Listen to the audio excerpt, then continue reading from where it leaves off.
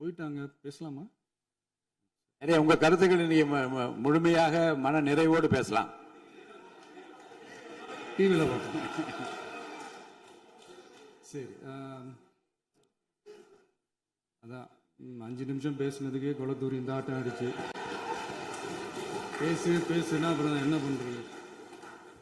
கடைசியா நான் இந்த உரையை முடிக்கிறதுக்கு முன்னாடி ஒரு முக்கியமான ஒரு விஷயம் பத்தி சொல்லணும். ஆளுநர் உரை அன்னைக்கு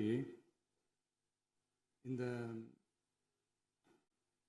தமிழ் தாய் வாழ்த்துக்கு அப்புறம் தேசிய கீதம் பாடினது தப்பு, தேசிய கீதம் 2 முறை பாடினது தப்பு,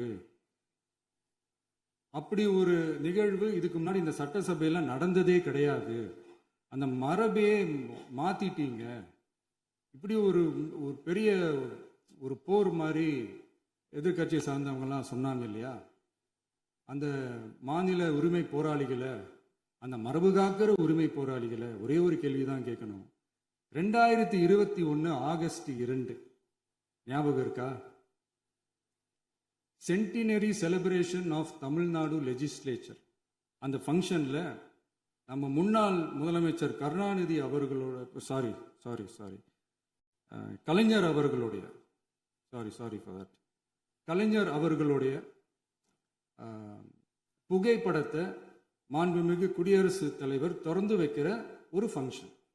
அந்த ஃபங்க்ஷன்ல national anthem followed by Tamil Thai Vazhthu அப்படின்னு அறிவிச்சது ஞாபகம் இருக்கா?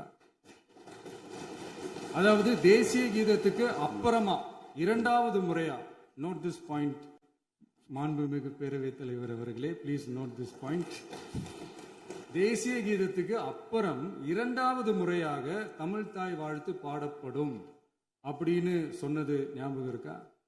அதுவும் முத்தமிழ் அறிஞர் அப்படின்னு சொல்ற நம்ம கலைஞர் அவர்களுடைய அந்த புகைப்படம் வெளியிட்டு விழாவில் அவர் இருந்த இதே சபையில தமிழை 2வது இடத்துக்கு தள்ளினது யாருன்னு ஞாபகம் இருக்கா? அது மட்டும் இல்ல, அந்த தேசிய கீதத்தை நாட்டுப்பண் நேஷனல் ஆந்தம்னு சொல்லி அதே ஃபங்க்ஷன்ல கடைசியா ஃபங்க்ஷன் முடியும் போது செகண்ட் டைம் தேசிய கீதம் பாடினதும் ஞாபகம் இருக்கா? இதே அவையில் தான், அது அவை குறிப்பிலும் இருக்கிறது, இதே அவையில் தான் நடைபெற்றது. இந்த தக்க நேரத்தில் இந்த ஆதாரங்களை அளித்த மாண்பு முதல் அவர்களுக்கு நன்றியை தெரிவித்துக் கொள்கிறேன். டவுட் இருந்தா இந்த புக்கை பார்த்து தெரிஞ்சுக்கலாம். அதனால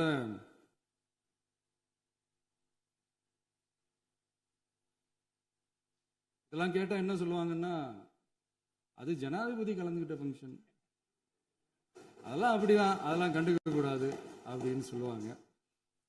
இதே மாதிரிதான் பேசுறது ஒண்ணு, செய்யறது ஒண்ணு, பேசுறது ஒண்ணு. இதெல்லாம் மக்கள் பார்த்துக்கிட்டு இருக்காங்க. எலெக்ஷனுக்கு முன்னாடி தான் அப்படி செஞ்சுக்கிட்டு இருந்தாங்க, இப்போ எலெக்ஷனுக்கு அப்புறம் அதே தான் செய்யறாங்க. இந்த விஜயையும் சாமானியர்களின் உண்மையான சமூக நீதி அரசையும் அவமானப்படுத்துறதுக்கு தான் அவங்களோட அந்த பொலிட்டிக்கல் சீனியாரிட்டி அது பயன்படுத்துது போல. சரி, செய்யட்டும், நல்லா செய்யட்டும். இப்போ ஆனாலும் நம்மளுடைய மாநில உரிமை, மொழி உரிமை, உத்தம உத்தரர் போல வேஷம் போடுற எதிர்கட்சிக்கு ஒன்றை மட்டும் ஆணித்தரமாக சொல்றோம். உங்களை மாதிரி தமிழ்னு சொல்லிக்கிட்டு, மொழி, பண்பாடு, கலாச்சாரம்னு சொல்லிக்கிட்டு ரெட்டை வேஷம் போடுறவங்க நாங்க கிடையாது. உலகெங்கும் வாழும் என் தமிழ் சொந்தங்களுக்கு நம்முடைய உத்தரவாதம் தமிழ் தான் எங்க உயிர் நாடி அப்படின்றத மறக்க மாட்டோம். இப்பவும் சொல்றோம், மாநில உரிமையில எப்பவும் உறுதியா இருப்போம். அதே சமயத்துல அரசியல் வேற, ஒன்றிய மாநில அரசுகளுக்கு இடையே இருக்கிற நிர்வாக அணுகுமுறை வேற. இதுல நாங்க ரொம்ப தெளிவா இருக்கிறோம். அதனால எங்களுக்கு பாடம் எடுக்கிறதா நினைச்சுக்கிட்டு உங்க வேஷத்தை நீங்களே கொஞ்சம் கொஞ்சமா கலைச்சிக்கிட்டே வர்றீங்க, மறந்துடாதீங்க. அப்புறம்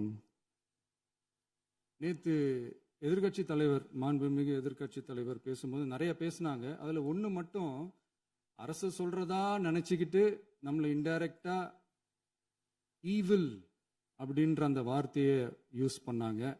எனக்கு ஒண்ணுதான் சொல்லணும்னு தோணுது. ஈவில்ஸ்னு டெவில்ஸ் பேசக்கூடாது.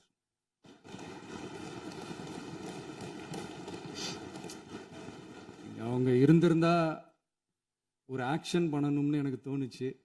எல்லாரும் போயிட்டாங்க. பர்மிஷன் பண்ணலாமா? இப்பவும் பண்ணலாம், ஒன்றும் தப்பு இல்லை.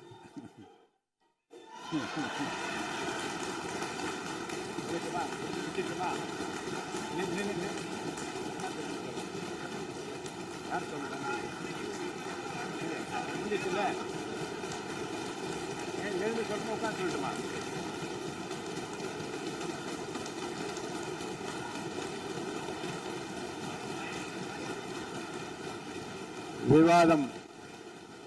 விவாதம் முடிவுற்றது. மாண்புமிகு உறுப்பினர்கள் முன்மொழிந்த திருத்தங்கள் வலியுறுத்தப்படுகின்றனவா என்று அறிய விரும்புகிறேன். மாண்புமிகு உறுப்பினர்கள் முன்மொழிந்த திருத்தங்கள் அனைத்தும் பேரவையின் அனுமதியில் திரும்ப பெறப்படுகின்றன. 2026 ஆண்டு ஜூன் திங்கள் 18ஆம் நாளன்று சட்டமன்ற பேரவைக்கு மாண்புமிகு ஆளுநர் அவர்கள் ஓந்தளித்த பெருரைக்கு தமிழ்நாடு சட்டமன்ற பேரவை உறுப்பினர்கள் பெரிதும் நன்றி உடையவர்களாவர் என்று மாண்புமிகு பேரவை துணைத் தலைவர் திரு மு. ரவிசங்கர் அவர்களால் 19/6/2026 நாளன்று முன்மொழியப்பெற்ற தீர்மானம் பேரவையின் முடிவுக்கு விடப்படுகிறது. ஏற்போர் ஆம் என்க, மறுப்போர் இல்லை என்க. ஏற்போரே அதிகம் என்று கருதுகிறேன். ஏற்போரே அதிகம். தீர்மானம் நிறைவேறியது. அரசினர் தீர்மானம். பேரவை மீண்டும் கூடும் நாள் குறிப்பிடப்படாமல் ஒத்திவைக்கப்பெறும் தீர்மானம். மாண்புமிகு பேரவை முன்னவர் அவர்கள்.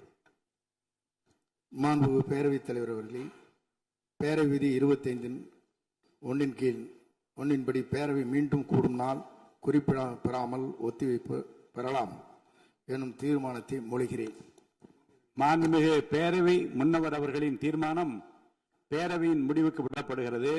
ஏற்போர் ஆம் என்க, மறுப்போர் இல்லை என்க. மறுப்போரே இல்லை என்று கருதுகிறேன். மறுப்போரே இல்லை. தீர்மானம் ஒருமனதாக நிறைவேறியது. பேரவை மீண்டும் கூடும் நாள் குறிப்பிடப்பெறாமல் ಒತ್ತಿವೈಕப்படுகிறது. வணக்கம். ಹೆಚ್ಚಿನ ವಿಡಿಯೋಗಳಿಗೆ ಪ್ರತಿಧ್ವನಿ ಯೂಟ್ಯೂಬ್ ಚಾನೆಲ್ ಸಬ್ಸ್ಕ್ರೈಬ್ ಮಾಡಿ, ಬೆಲ್ ಐಕಾನ್ ಕ್ಲಿಕ್ ಮಾಡಿ.